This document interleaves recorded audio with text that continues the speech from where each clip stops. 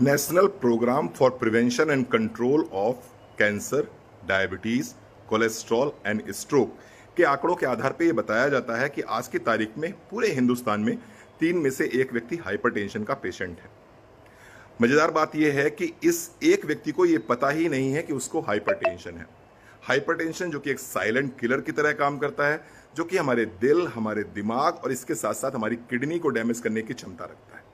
लगातार यदि कोई व्यक्ति हाइपरटेंशन के संपर्क में रहता है या हाइपरटेंशन का पेशेंट बना रहता है, तो होता यह है कि उसकी ब्लड वेसल्स में स्क्रैचेज आ जाते हैं और इन स्क्रैचेज में कहीं ना कहीं कोलेस्ट्रॉल जमना शुरू होता है और धीरे धीरे धीरे धीरे करके ये एक ब्लॉकेज पैदा कर देता है और कार्डियक अरेस्ट या फिर इस्केमिक हार्ट डिजीज होने की संभावना बन जाती है।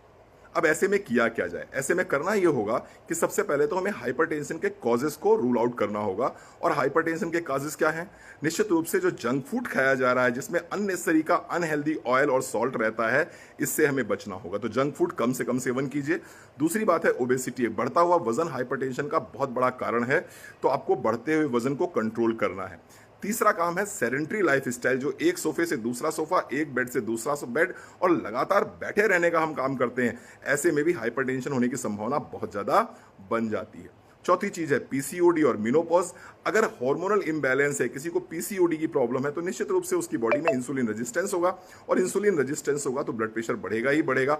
अगर मेनोपॉज की स्थिति है तो ऐसे में क्या होगा? ऐसे में एस्ट्रोजन हार्मोन आपकी बॉडी में कम हुआ है और कॉर्टिसोल हार्मोन बढ़ने लगता है। कॉर्टिसोल हार्मोन बढ़ेगा तो ब्लड वेसल्स सिकुड़ेंगी, ब्लड वेसल्स सिकुड़ेंगी तो निश्चित रूप से ब्लड प्रेशर हाई रहेगा ही रहेगा। इसमें एक और बहुत बड़ा कारण होता है डायबिटीज। जिन लोगों को डायबिटीज की समस्या है, ऐसे लोगों को भी हाई बीपी होने की संभावना बहुत ज्यादा रहती है।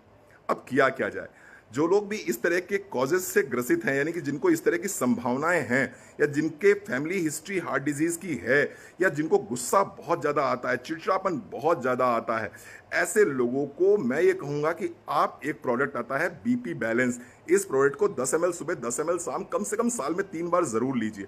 अगर साल में 3 बार आप इसको लेते हैं तो उससे होगा ये कि आपके जो हार्ट की मसल्स हैं वो हेल्दी रहेंगी, आपका ब्लड सर्कुलेशन अच्छा रहेगा, आपकी बॉडी में जो इन्फ्लेमेशन है वो कंट्रोल हो जाएगा, हार्ट के ऊपर जो इन्फ्लेमेशन हो रहा है वो कंट्रोल हो जाएगा, आर्टरीज में जो इन्फ्लेमेशन हो रहा है वो कंट्रोल हो जाएगा। इसके साथ साथ में मैं बात करूंगा, आपको काम एंड कूलिंग इफेक्ट मिलेंगे। और क्या मिलेगा? और निश्चित रूप से आपका जो कोलेस्ट्रॉल के लेवल्स हैं ये नीचे आने शुरू हो जाएंगे और आपकी ब्लड वेसल्स में जमा हुआ कचरा साफ होना शुरू हो जाएगा। क्यों ऐसा हो जाएगा? क्योंकि इसके जो कंटेंट्स हैं वो इन्हीं चीजों पे काम करते हैं। आप पूछेंगे सर कंटेंट्स कौन कौन से हैं? आइए समझते हैं। आपकी हार्ट हेल्थ आपके साथ, फिर से बोल रहा हूं, आपकी हार्ट हेल्थ आपके साथ।